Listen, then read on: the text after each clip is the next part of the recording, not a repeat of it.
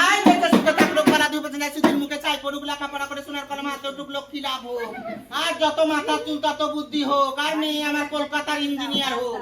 আর 5 বছর পরে